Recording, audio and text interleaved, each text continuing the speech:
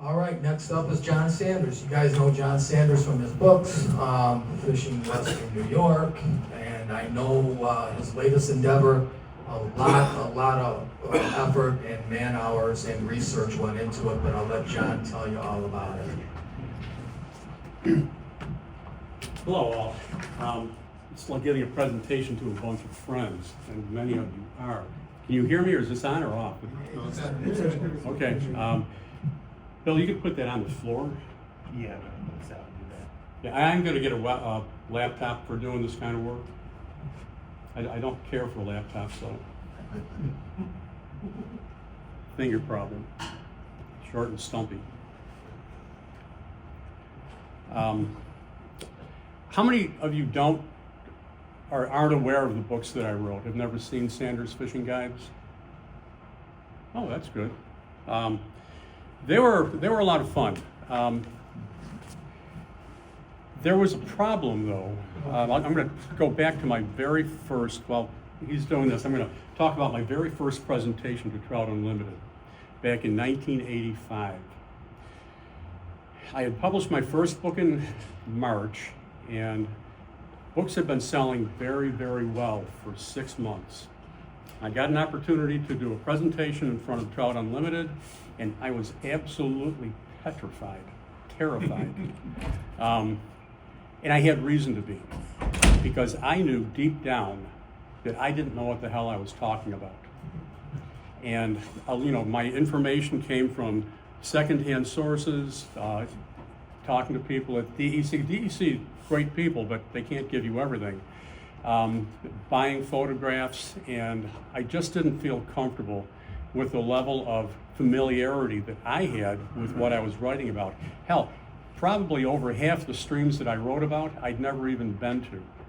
And unfortunately, that happens with a lot of the things that I read.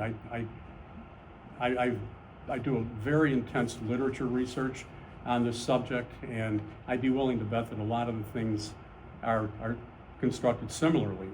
I decided that I was going to get better. I didn't want to be terrified like that ever again. So every book that I wrote and published, I had more and more involvement, until the last one, which did pretty well.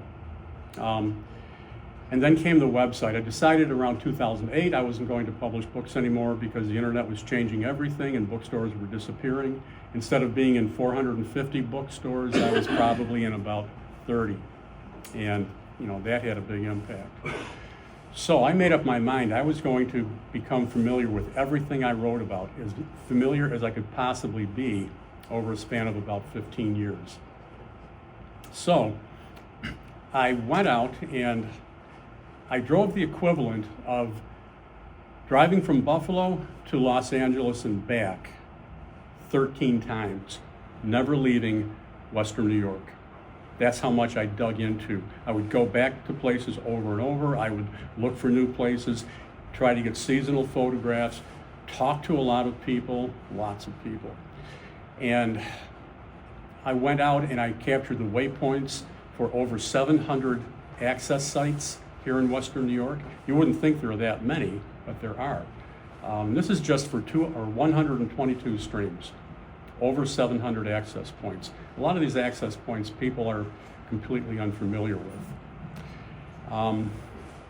So, are we, okay, we're to where I can actually talk about the website. So, the website isn't launched. I've been telling people it's going to launch really soon, since 2023. So some people have collections of my business cards say going to launch spring of 2023, 2024, 2025. It is very close. My work is done. I don't have to do anything in terms of input for the portion of the website that's going to launch. It's going to launch with 122 streams, and you're going to see some of them today. You're going to see some of the utilities that are built into this. This website is designed, well, where's my little presentation notes? There are 4 things you need if you really want to get into fishing. You have to have the right tackle. You have to know how to use that tackle. You have to know where the fishable waters are, and you have to know how to access those waters. This website is about primarily the last two, but it's got a lot of information of guest articles. Everybody that works here at Orvis has written guest articles for me on techniques and equipment and things like that. But my job I looked at basically as, what waters are available and how can you get onto them. So like I said, I went out, I captured all the waypoints for over 700 locations. I photographed each one of them. Many of them, if they're fishing access paths and things like that, I walked all of them, almost all of them. I got to the point where I was carrying a machete with me. I carry 100 feet of climbing rope. I really get into finding ways to get into streams, and it's worth it because there's a lot of interesting things out there that get passed over. So, that being said, I'm going to skip over a couple of things here. The main thing I want to talk about is I'm going to use the Genesee River. It might be necessary for me to sit here. Oh, yeah. Can everybody hear me okay? I have a tendency to let this drop. Okay. I feel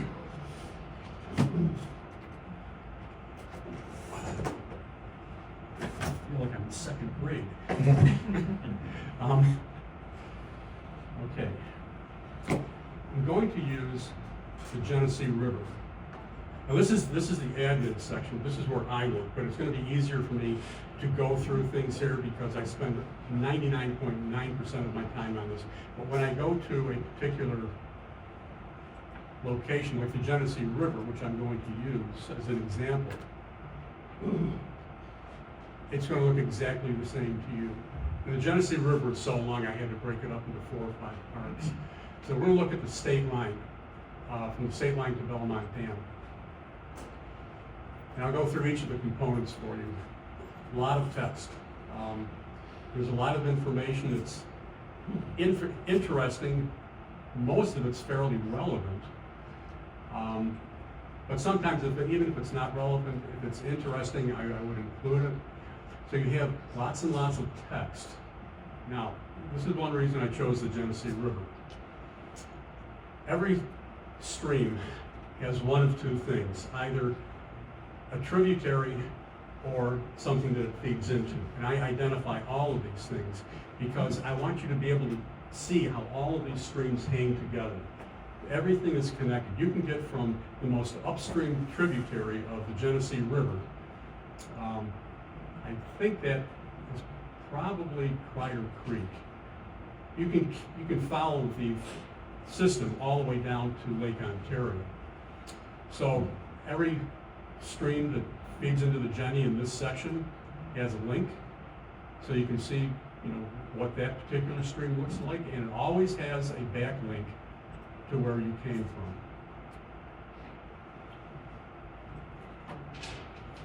from. So I included in some places things like paddling, birding.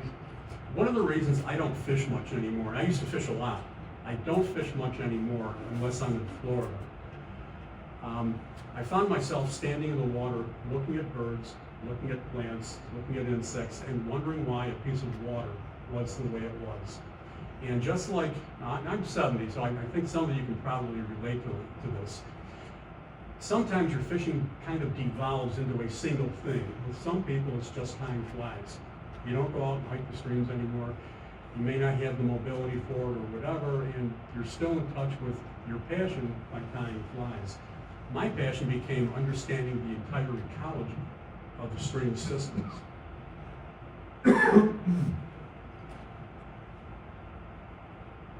Hiking is relevant here because you have the WAG Trail, which is a beautiful trail that gives you great access to the river. Eventually, you're going to have 4 or 5 of these links under here because you have an introduction, and then from the introduction, you're going to be able to go to all of these resources, State Line, Belmont to Portageville, and all the way down to Lake Ontario. But these aren't done yet. We'll go back to the State Line to Belmont. I'm going to skip this map for a moment because this is really the heart of the website.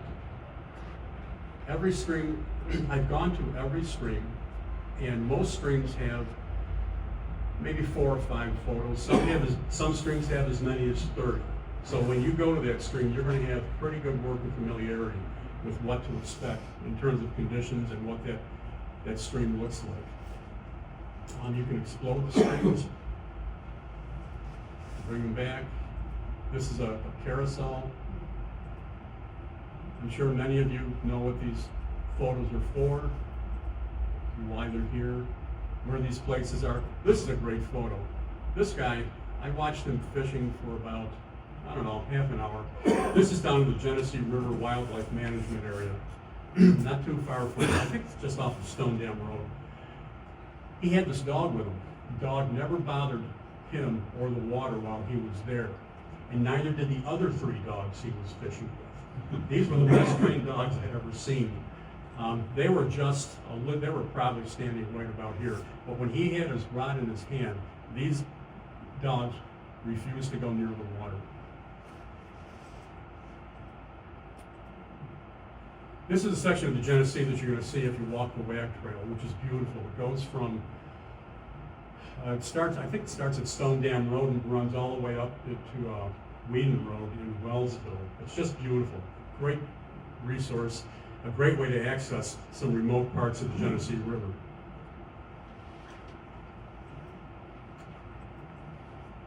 I'm not going to show you all the photos on everything. This is another section that you can access. This is a bridge going over the river. This is off the WAG Trail as well. Someone I know provided me with some really nice photographs. He lives down in the Genesee, and some of you probably know him, but Jim Guida. Whenever I came across a stream that had a low-head dam, I have an article at the bottom dealing with dangers of low-head dams. You want to stay away from those, but I'm jumping ahead a little bit here. So, that's what the pictures can do. It can give you a working familiarity with what a water looks like. This resource map, that actually was put in place quite a while ago, and it's there for a reason, but it was really intended so I could provide nautical charts and maps, because I'm going to be putting in all the inland lakes, the Great Lakes, the upper and lower Niagara, and those charts will go in here. But I use this to identify what you can use as a resource map. You can always use this map up here, to look at. This is a Google map. This is a completely functional Google map. But you can also look at the DEC Info Locator map, which has its upsides and its downsides. Directions to the map pin location. This is one of the oldest components of this website. This is going to come out. I no longer need this at all. I describe it, in most places I describe your access points. Some of them are there, but not entirely usable. Some of them are really good. Some of them I recommend you carry climbing rope with you.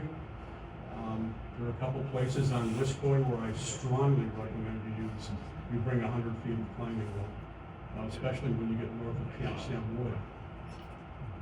Or even at Lap Road. Especially when you're getting older, it's not as easy going up as it is down. Now, here's something that's going to change. I described these roads, and there are a bunch of them on the Genesee. These hyperlinks, these numbers here, correspond to these.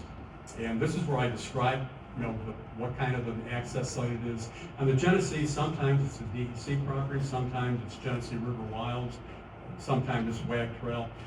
I'm going to move the hyperlinks up into this text area so you don't have this redundancy of presentation. If there are boat launch sites, I identify them. Weather is for this point here. This is a master map pin. So this identifies a particular point on the Genesee River down in this section. So when you get the weather conditions, It's going to be for the zip code that applies to that particular location. But if you click on this, it's going to be, these forecasts are for fairly large areas. They're not specific to a particular 100 square yard area. They're quite general. So, go away. Okay. So I've gone through this.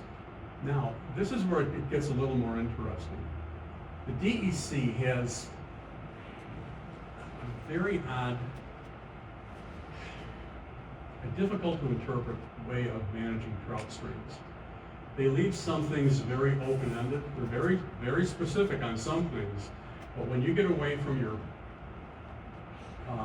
wild quality, wild premier streams and stock streams, and when you're dealing with something that you know has wild trout in it, is it uncharacterized or is it wild? They kind of waffle back and forth on that. They're not really consistent. So I'm just calling all the streams that I know that have wild trout in them, I'm calling them just wild uncharacterized. And they have the same regulations as a stock stream, so it really isn't that big of an issue. But this tells you the management category. This comes directly from the DEC. I identify the species that are found in here. If the stream is stocked, I discuss that here, and I give you a link to the actual stocking list. And every time you leave the website, you just have to click that page out and you come back. If you go to a different page on the website, like I did going to Crier Creek from the Genesee River, then you use your back button. Because if you close that, then you're going to close the website itself. If you can't remember the regulations, right here. Some places have just inland trout stream regulations. Some I put the entire list of freshwater fishing regulations in because you have trout mixed in with your northern pike, your smallmouth bass, and things like that. Okay. Somebody have a question? Yeah. Like the DEC site, if they update their link, does yours automatically? Automatically, yeah. Okay. There's very little on this website that I get from DEC that isn't automatically updated. One of the important things at the bottom of every entry, every stream that's on this website are links. Some might have only one or two. Some have as many as this. These are things that are relevant to the fishery, to the water, and sometimes to other things, like Rivertop Rambles here. This is put out by a guy named Walt Franklin. Walt lives in, I think he lives in Rex, in Steuben County, and fabulous writer and naturalist, and he has fished the Genesee for half a century. He's got some really nice articles about the Genesee and many other waters in that region.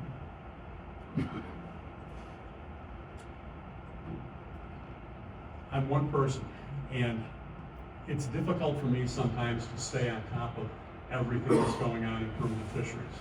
So I'm asking people to suggest an update or a modification. If you see something that's wrong or needs to be modified in some way, let me know and I'll take care of it. Report a broken link. There are thousands of links on this website. If something's broken, please let me know and I will either fix it or eliminate it. Now, let's go back to this map. The map can be viewed in three ways. This is normal. This is full. And keep in mind, this is just, you log into Google and on your phone or your laptop, it's the exact same thing. The only difference is this little guy here that shows you where you can drop down to street view. Everybody's used to just clicking on him. Now what that is. Everybody's used to just clicking on this little guy and these streets will light up. And the way this is set up now, you've got to drag him onto the map. We're going to change that. You can change the map to satellite. I rarely use this unless I'm down at Street View. Well, it goes at satellite automatically on Street View. You can turn terrain off. Terrain is useful, really useful, but you have to learn how to use it. If you're looking for trout streams and small tributaries and things like that, if you're looking for gorges or potential sites for waterfalls, terrain is really useful. So, this is the most useful part of the website, I think. Say you're on the Genesee River right here, and let me shoot this down a little bit. That's got to get moved. I thought I had moved that. That is, oh no, that's correct. That is correct. Genesee River is unique. It's the only map pin on the website that is not on a road.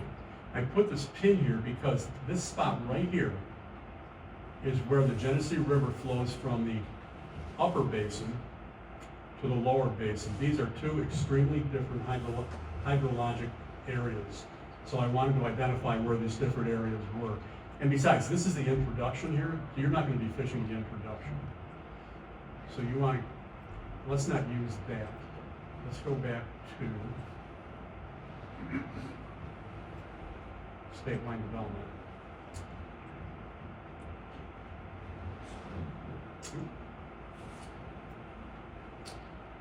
So you're at the map pin, and you can see where the map pin, what road the map pin is on because I identify it.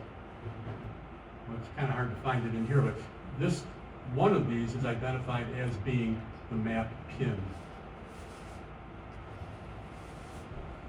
I can't remember which pin that is, but regardless.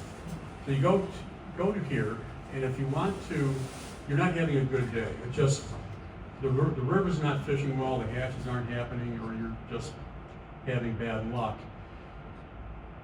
You can set a distance here, 5, you can go to 50. Let's instead of going to 50, let's just go to, say, 20. And these are the trout streams that are within 20 miles of where you are. I have to keep in mind this note A. These points, these pins are as the crow flies. This is not driving distance. That's the way Google identifies the distance between these points. Note that each one of these points has a number, and those correspond to these 13 streams. So you're fishing the Genesee, it's not doing too well, and you want to go to, let's say, Crider Creek. Let's display a route. Well, there's your route, and if you want to see the directions, they're right here. And this will tell you the true mileage, 20 or 12.2 miles instead of 9 point something. But what if you don't want to, what if you're not at the map pin for the Genesee River? What if you're just driving around, you don't know where you are, and you see a stream that you want to get to, say, let's go to Root Creek. Go to Root Creek. You go down to the access sites, and you're in Google. It's a true Google page.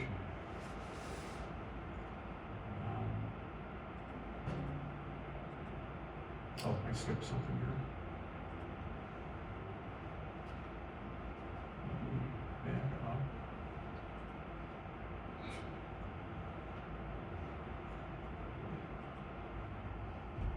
If you want to go, you want directions. So you can pick your location. Now we're here at the Orvis shop, so it's going to give us location down to Liberty Street in Bolivar using these directions. This is the same kind of directions system you would use to get like to Toronto's airport or something like that. But it's not going to take you 5 hours to drive there. But any of the 700 locations, access points on this website can be reached very quickly like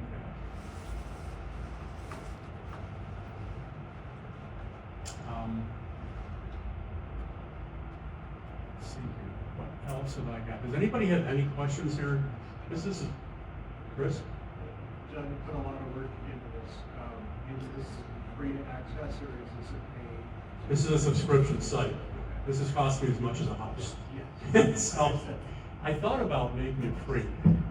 And to do that, I would have to put up advertising. And I just find advertising to be really obtrusive. I don't think, the subscription is $30 per year. And the site is going to be constantly updated and expanded. Starting next year, I'm going to be loading up information for streams beginning in the Finger Lakes region. I've got 186 streams listed there that I'd like to finish. I'd like to have everything done by the time I'm 80. That gives me almost 10 years. So if I can afford it, I'd like to hire a couple people. I'd really like to have somebody doing this with me. I enjoy this work a lot, but it is a lot of work, and I am 70. And the Finger Lakes, oh my God, that place is beautiful. And it's not far away. You know, you look at the Finger Lakes, you look at Canandaigua Lake like it's in another country. At least some people do. I can be there in an hour from here. It's not far at all. We're lucky we have good thruway systems, both in the north part of the state and in the southern tier area. Okay,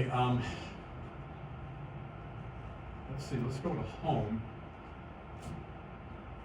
Home this is where you're going to find some information about how I designed the website. I designed the concept. I didn't build this thing. I had 5 web developers.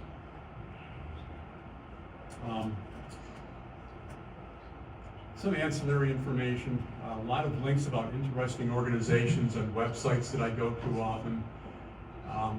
One of the things that's going to be interesting on the homepage, and you're going to get this in an email, a monthly email as well. When you sign up for the website, you can subscribe to the email, and you can always unsubscribe.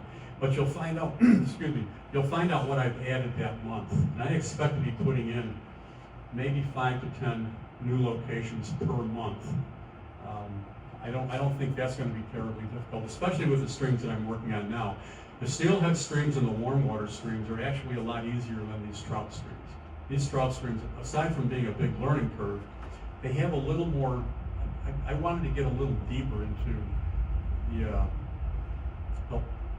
everything about those streams. I studied wetlands, I studied the hydrology, I studied some of the geology, I looked at the birds that were in the area. I learned about insects, how to use insects to identify where good sections of the stream are, what kind of birds to look for to identify what kind of, what a good section of the stream is. I even learned something when I was a kid. I fished a lot in Florida, Vermont when I was young. I would stay at this family we knew. They had a big dairy farm in central Vermont. And a stream ran through the middle of it. And I learned quickly that if you can smell cow manure and mint at the same time, you're almost certainly going to be on a trout stream. And I thought about that for a long time. Why is that association so accurate? And ultimately, I figured it out. I don't know that we have time to go into it here, but it is true. When you can smell cow manure and you can smell mint when you're walking along a stream, you can almost bet your life you're on either a trout stream or it's just very close to a section of a trout stream. Same thing with some of the streams we have around here. In the summertime, you can be walking along and smelling wild garlic and onions. Almost guaranteed it's a northern pike and smallmouth bass. And there's a reason for that, but I don't want to get too much into that kind of thing. So I'm also going to have a blog, John's blog. It's not ready yet. It will be.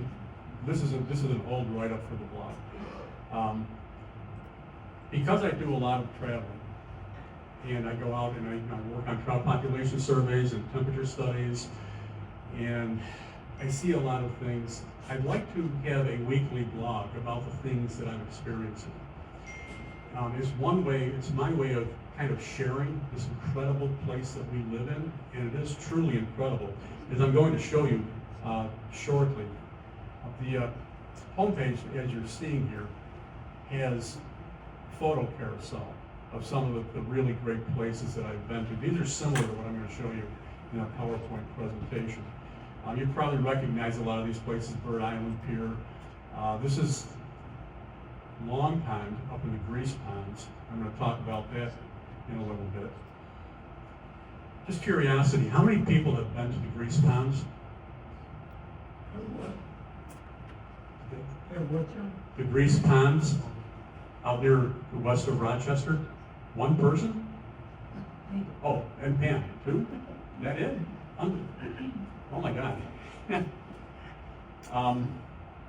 I should have played the 4-question game. What I used to do is I used to give presentations to Cub Scout groups.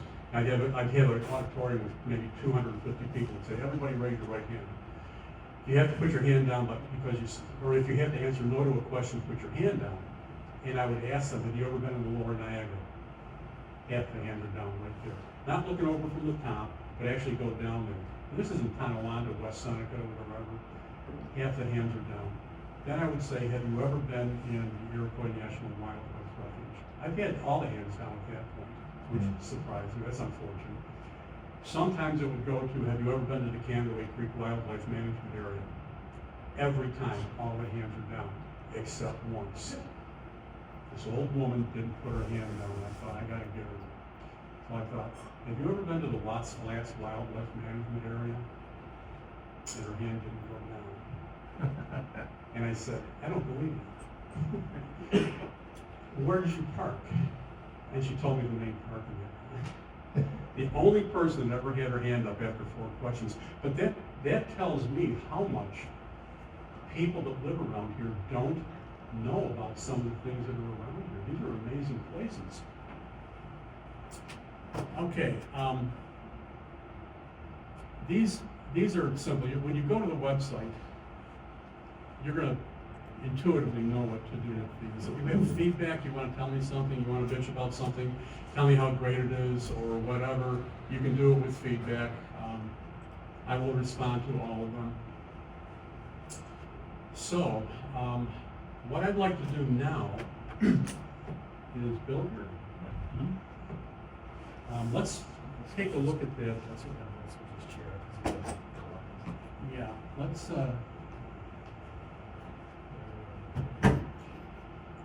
see how much time we've got here. Yeah, I have a lot of shortcuts on my desktop.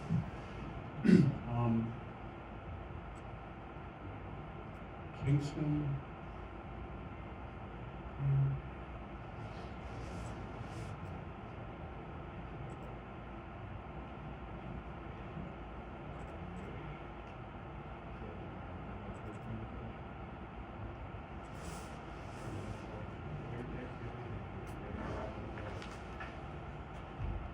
I've never put a PowerPoint presentation together before. Bill, could you do the honors and just flip through, when I give you the signal? Presentation mode so the picture gets. What's that? So I want to get into presentation mode so the picture is. Okay. You can't really see it clear. Let's see if I can. You want me to? Yeah, there's a way to. How about view?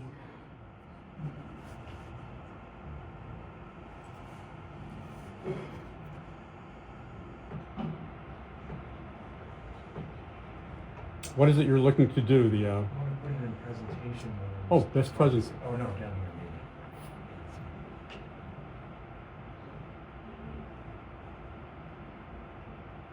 Sorry. Isn't that presentation view right there?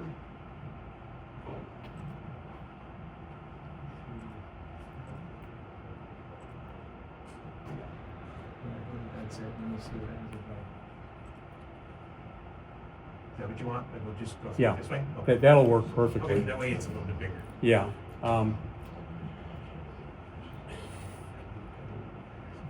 These are some of the things that really impressed me the most, either because of their beauty or because of what they meant, or what they informed me about. We hear a lot about the damage that beavers do, and they do a lot of damage to trout streams, but beavers were here for thousands of years before we basically extirpated them from New York State. There were only a handful of them at the turn of the 20th century. Beavers are necessary to our environment, and they do a lot of benefit, even if they do ruin trout streams. This particular stream, and I'm not going to identify where it is, this particular stream had been reported to be destroyed by beavers. Walt Franklin, the guy that writes that beautiful Rivertop Rambles, told me it was ruined. DEC told me it was ruined. Other people told me it was ruined. But I was familiar with that stream, and I knew that there were some really interesting places in there. So Kyle, Glenn, and I went in there, and we looked at water temperatures, and we found some very, very habitable waters in that stream.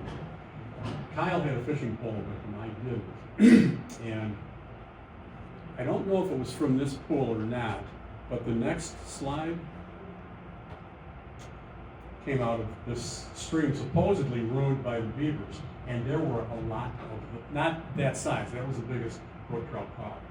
But there were a good number of fish in there, more than enough to keep somebody happy. And not just brook trout, there were brown trout. And there were trout, this is going to partially give it away, there were big trout that had run up from the Genesee River, way up into the upper end of this creek. This stream is far from ruined. Next. Conowingo Creek, for most people, does not bring visions of wild trout. They're musky in there, increasing numbers of northern pike. A lot of it is slow, turgid, just not trout water. Unless you go upstream of New Albion Lake. My wife and I were driving away from New Albion Lake, and I saw a parking area. I saw a little kiosk that looked like it had been designed by the DEC. So I went to it and I thought, what the hell is this doing here? I'm looking around, there are no trails. There's nothing saying you can fish here.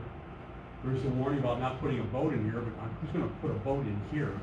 So we bushwhacked down a ravine and got to this stream. This is a portion of Conowingo Creek. I spoke to Scott Cornett from DEC about this, and he said, yes, a few years back they had checked that stream, and there was a surprising population of wild trout there. And I said to Scott, when I go on tax maps for Cattaraugus County, it looks like the state owns this property for a half mile upstream of New Albion Lake. And he didn't know about it. He had to do some digging to find out that that was actually true. The state owns from the mouth of the creek, where it feeds into New Albion Lake, upstream for over half a mile. And this is a really good trout stream. I know the guy that owns the property immediately upstream of the DEC's property.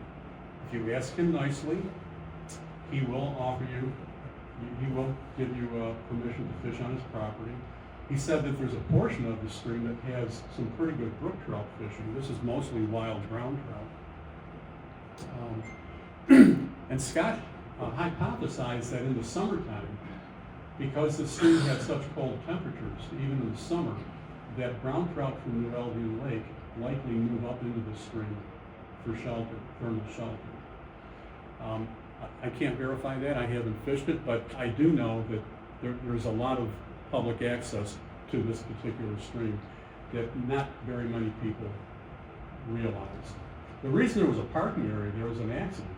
The town they were doing a construction project and they had all this leftover gravel and debris, so they just dumped it on the side of the road, not realizing it was DEC property. So the DEC made them grade it into a parking lot. They put a kiosk up for no good reason, and that was it. They didn't say, there's a stream down there, we're going to put a path in here someday or whatever. No, it was just, they flattened it out, made it into a parking area for whatever reason, and put the kiosk up. If I hadn't seen that kiosk, I would not know about this stream. And this is beautiful. You can go quite a ways upstream, and there are wild trout up there. When you get up past the half mile, it's all private property. But I talked to a number of people up, landowners up along the stream, and they're very amenable to people fishing the stream. The downside is most of the stream, once you get about a mile upstream of this point, it's all roadside. There's gonna be a road. Once in a while, a car will drive by, but it is a beautiful stream. Next.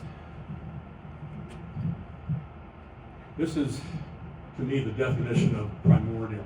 When I first saw this section of Little Tonawanda Creek, I imagined that was a big stick, or a stick insect, a prehistoric stick insect that was as big as a whale crossing the creek. And I just thought that was a really beautiful place. I sat there for about 10 minutes just looking at that. And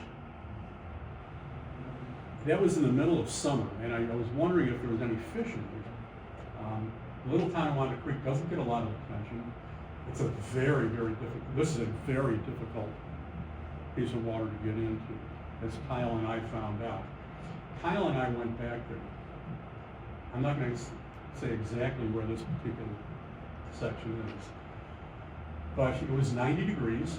We're wearing chest waders. We're walking through vegetation that is over the top of my head and almost over Kyle's head, loaded with ticks. We get to the stream. It's lined with a lot of multiflora roads, and this is a very mucky area, so you don't have rocks to step down on. It's all kind of mucky. We had temperature, or Kyle had a temperature probe with him, and the surface temperature of the water was 77 degrees. That's not trout habitable. We found some pools, and this is one of them. Those pools had temperatures, if I remember correctly, one was 53 and one was 52. 25-degree temperature difference. And I strongly suspect that there were trout in those two holes. Now, if trout are looking for thermal refugia, and this is the reason I'm not going to pinpoint where these are, if they're in there for thermal refugia, and it's just hot, most of the stream is hot, you shouldn't be fishing for it. And if you go to it once, you're not going to go back, because it is numbingly hot back there in the summertime. Humid, hot. You're going to be wearing chest waders. If you're not wearing chest waders, you're going to be covered with ticks. So I don't think this is going to get a lot of pressure, but I would just leave those fish alone. But just, I'm saying, sometimes when the weather's not quite so hot and the stream's not quite so hot, some of those pools can probably be pretty productive.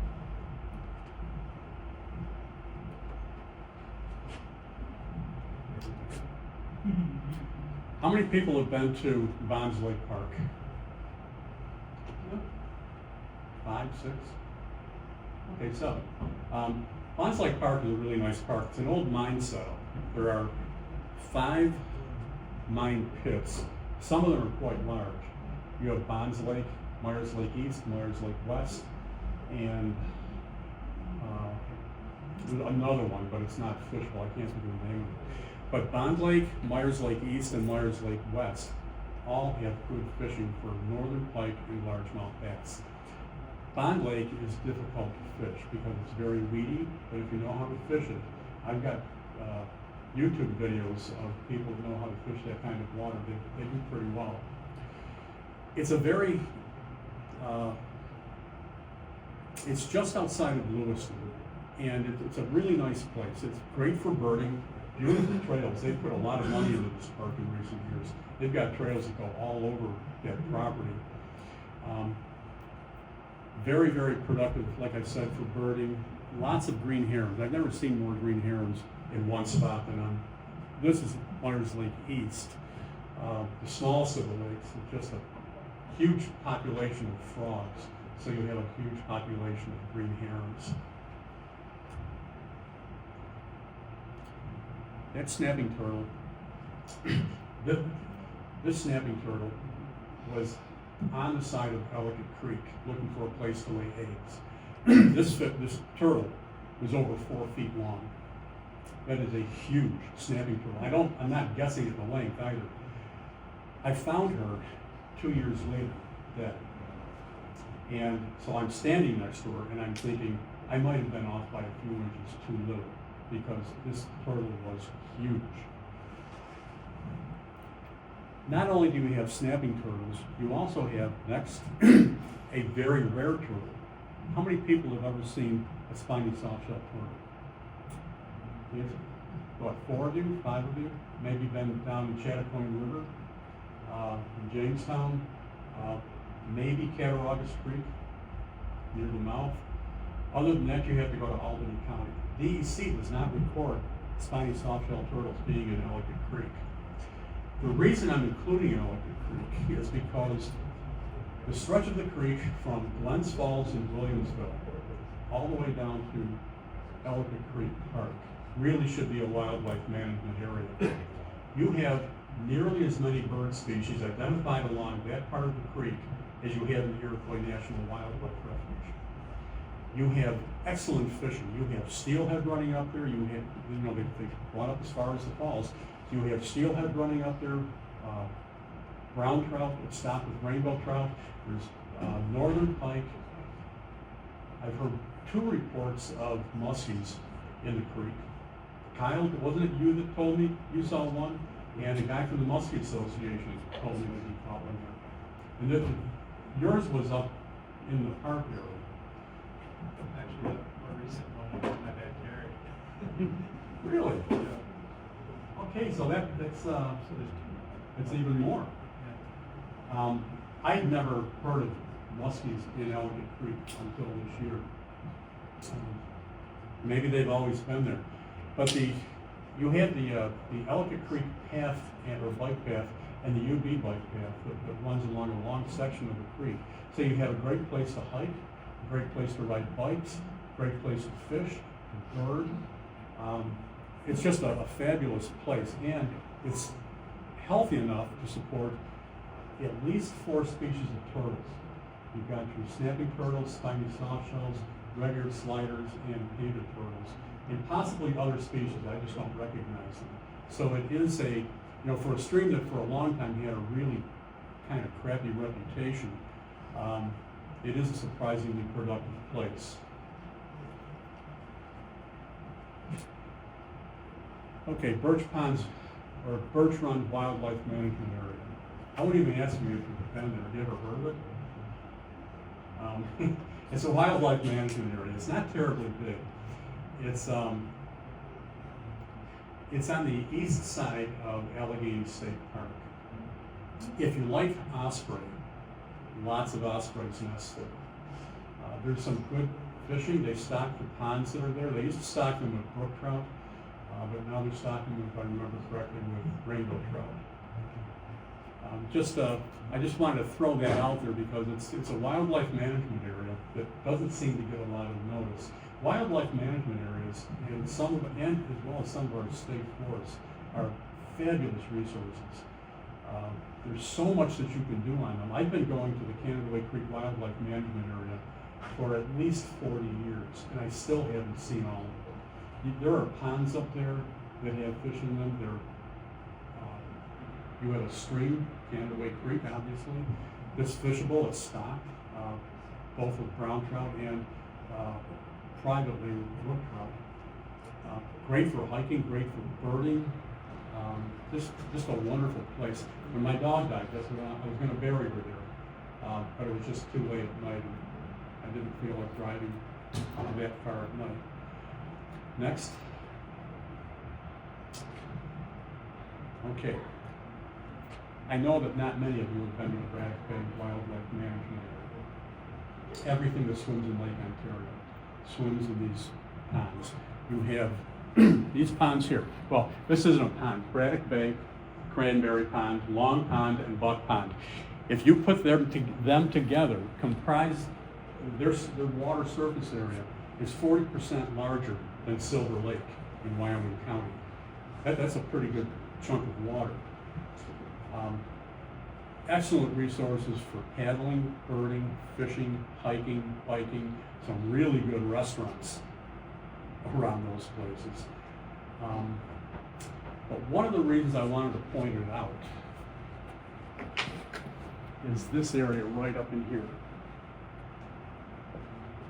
I usually take the Ontario State Parkway to get over there, and I get off at Manitou Road. As soon as you get off at Manitou Road, you start running into things like Owl Woods, which is a renowned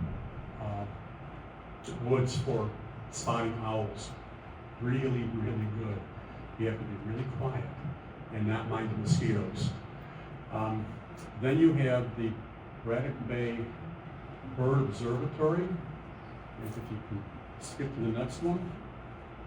Oh, let's do them in order. This is Buck Pond.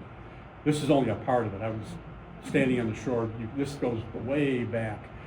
This is nowhere near as big as Long Pond. Long Pond is 2.5 times as big as that. Okay. At the Braddock Bay Bird Observatory, you can actually go into their building. It's a small building. It's no bigger than this area that we're occupying right now. And you can watch them band all kinds of birds. They have nets strung through these wooded areas, and they go in every couple of hours and they look at the nets to see what kind of birds they've caught. And they record them. They record data about the birds, and they band all of them. And we got there, and this technician was just about to release this bird, and I asked her if I could take a quick photograph. If you're a birder, this part of Braddock Bay Wildlife Management Area is kind of like, it doesn't get much better than this. Next.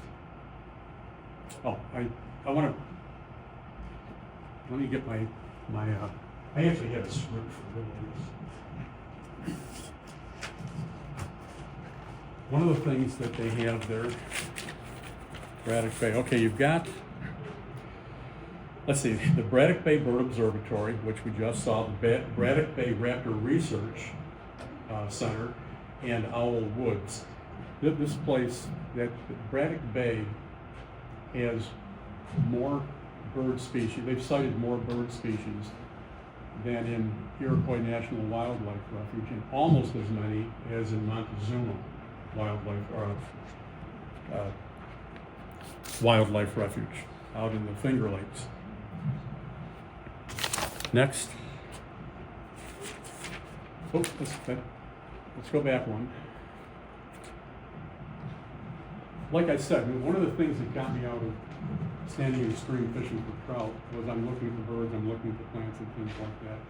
And I wanted to do a little bit of a photo survey of a place I've never been to, Songay State Park, which is 8 miles southeast of Mount Morris, at the north end of Fletcher State Park.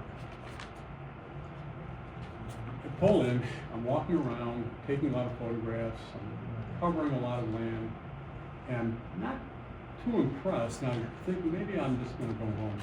And I saw a trailhead. So I took the trailhead, and it went down into the gorge. And I'm walking along this trail, and I see this. Those are red trilliums. The white flowers are Dutchman's breeches. Now usually, if you're out in the woods, you do a lot of hiking, like in the Erie County Forest or something like that, you're going to see red trilliums once in a while. You don't see massive carpets like that. That cluster of red trilliums probably numbered in the hundreds of thousands. It was gigantic.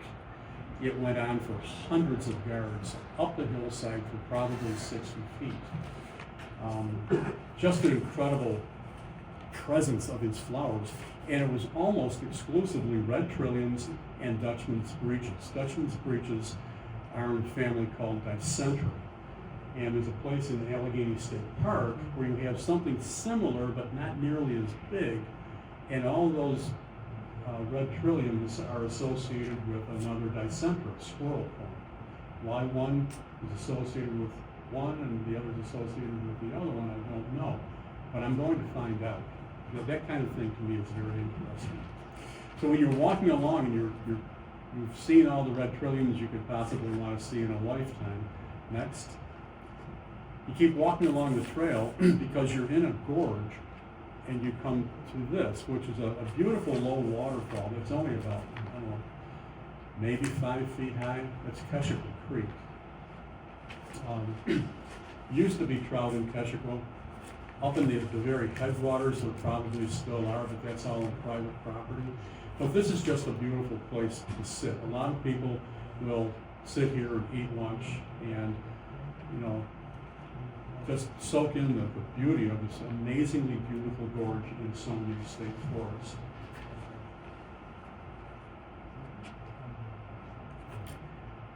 How many people have fished for bass in the Barge Canal or the New York State Canal?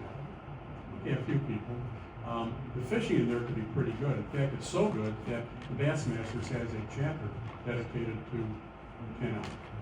And if you're not familiar with the canal, you probably don't know that you have these very big wide areas. In some places, they're almost like small lakes called wide waters. That's where they would turn the barges around. And those areas can be extremely productive for bass. Very, very good fishing. When I would walk along this, let's go to the next one. Oop, I didn't put the slide in there. I have a photograph of a trail.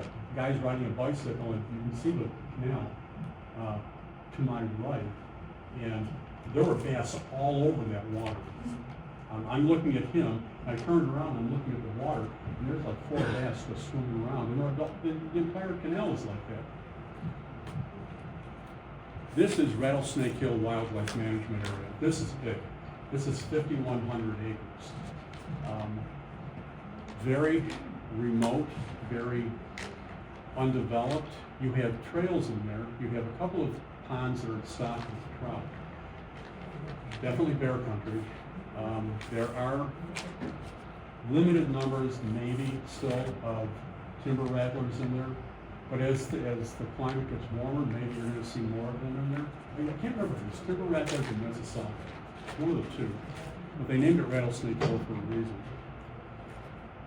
But if you ever get the opportunity and you're looking for a place to hike that you've not been to before, I highly recommend that. Because their trails, much of them look just like that. Make sure you bring a map. This is not a place you want to go to without a map and probably just 10 essentials. Because if you can get hurt in here. I don't want to admit to what I did. So yes, you can get hurt. Next. How many people have seen a carnivorous plant here in Western New York? I'll bet all of you. You just didn't know. I have found carnivorous plants in the Iroquois National Wildlife Refuge, in Oak Orchard Wildlife Management Refuge. You have hundreds of thousands of them in Hanging Bog Wildlife Management Area in Allegheny County. You have them all over Moss Lake, which is just north of Rushford Lake. Not all carnivorous plants look like that, but if you go into Moss Lake or you go into Hanging Bog, which isn't really very far from there, you'll see these by the tens of thousands. They're really not that uncommon. And there are other places I'd be willing to bet my life there are probably carnivorous plants in places like the fringes of Bird Swamp and things like that, or places like that. Next. Oh, this one's interesting. This is in the Tonawanda Wildlife Management Area. My wife and I were back there about 4 years ago. It was springtime, and we're walking along, and there's all this carnage along one of the impoundments in the Tonawanda refuge area. And she picked this up. Look how big those claws are. Now keep in mind that is the junction to the rest of this is in the front of the crayfish, just under where its mouth parts would be. So, you're looking at a crayfish, it's probably about like this, 10 inches. The DEC actually, I was looking for it today, the DEC actually had recipes for cooking these.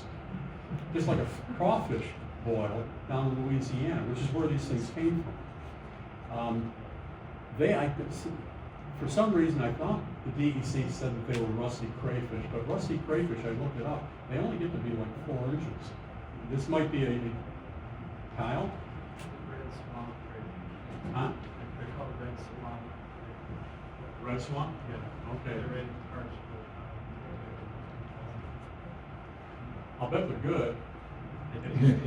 Yeah, I know that, the predatory birds, otters, minks, are probably what killed so many of these things in the Tonawanda Refuge. But I mean, they were just everywhere. So I don't think that they're going away anytime soon. I think that might be it. Oh, last one. This is important. You want me to end it? This is the last slide. Okay, I wanted to show you this one. Everybody goes to Allegheny State Park. It's a great place. My wife and I stay there every year. But just a few miles to the west, on the other side of the Allegheny Reservoir, you have South Valley State Forest, Pine Hill State Forest, and the Allegheny River Wildlife Management Area. Those properties are spectacular.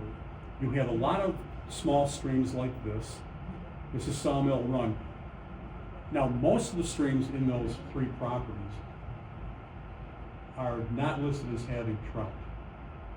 But I showed you that first or the second slide where Kyle caught that trout in a stream that supposedly had been ruined.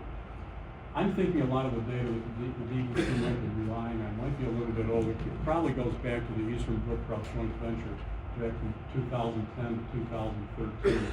Streams can change. They can either heal or evolve. But even if there are no trout in here, these are great pathways into the woods, great places for viewing animals. I've camped back in here. Expect to have a lot of visitors. If you're camping at night in here, be careful. You are going to be visited by lots of mammals. And there are fair population of bears in that area. But it's just a beautiful place. And you could be walking along in the middle of nowhere and come up, all of a sudden you've got a graveyard for people that were born centuries ago. And I find that very interesting. For some reason, most of the graveyards that I find like that are for people that are from Ireland. Probably had to do with the Irish family. But these are places that shouldn't be neglected. We should go to one of them, go to all 3 of them, and you're going to find as much in those 3 properties as you find in much of Allegheny State Park without this resilience of people. So that's my presentation. Does anybody have any questions? No? When is it coming up? I have a collection of cards that say, coming in spring of 2021, coming in spring of 2022. My card's done. I'm just waiting for the transactional processes to be completely reviewed and done. Because this is a subscription site, take credit card information, you want to make sure everything is correct. Once I'm satisfied that that has been done, then I'll launch the site. So it could actually happen this year. That's it.